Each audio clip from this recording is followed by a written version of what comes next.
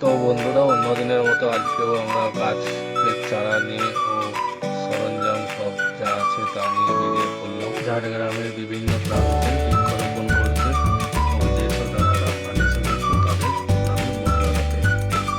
এখানে একটি গাছ লাগানো ছিল, তো সেই গাছটি মারা গেছে।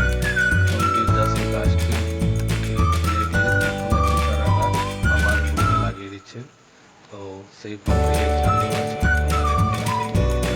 গাছ লাগিয়ে দিয়ে তাতে মাটি ভরেছিল এবং আমিও এখান থেকে একটি গাছ নিয়ে আরেকটি গাছ এখান থেকে ফেলে দিয়ে তাকে ভালো করে গর্ত করে একটা চারা গাছ ওখানে দিয়ে দিয়ে তাতে মাটি দিয়ে ভালো করে করেছিলাম।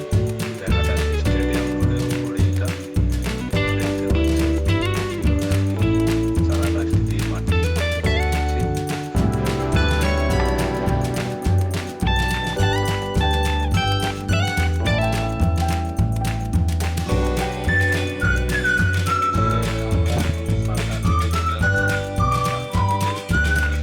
কয়েকটা গাছ দেওয়া ছিল, সেখানে লাগিয়ে দিচ্ছি আমি।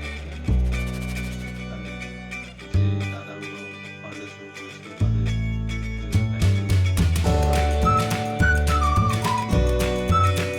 তারপরে আবার একটু চলে চলে যাবো।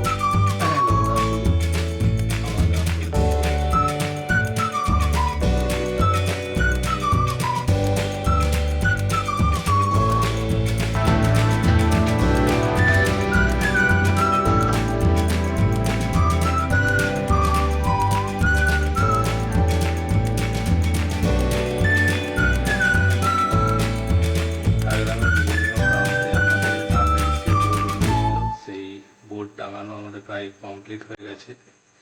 এখানে শেষ বোর্ড আমরা টাঙাচ্ছি। এখান থেকে আমরা বেরিয়ে যাব সোজা লদাসুলি। লদাসুলিতে কিছু গাছ লাগানো আছে, সেখানে কিছু বোর্ড টাঙানো হবে।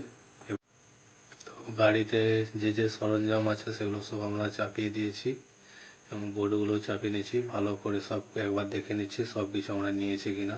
গাড়ির ভিতরে গাছগুলোও আছে।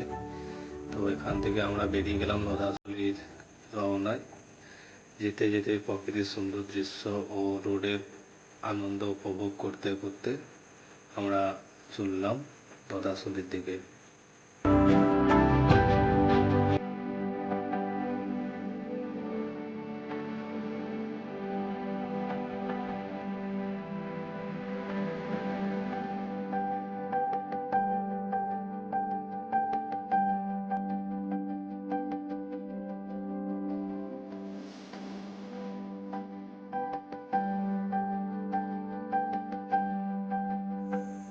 কিছুক্ষণ অপেক্ষা করার পরে আমরা লদাসুলি এসে পৌঁছে গেছি।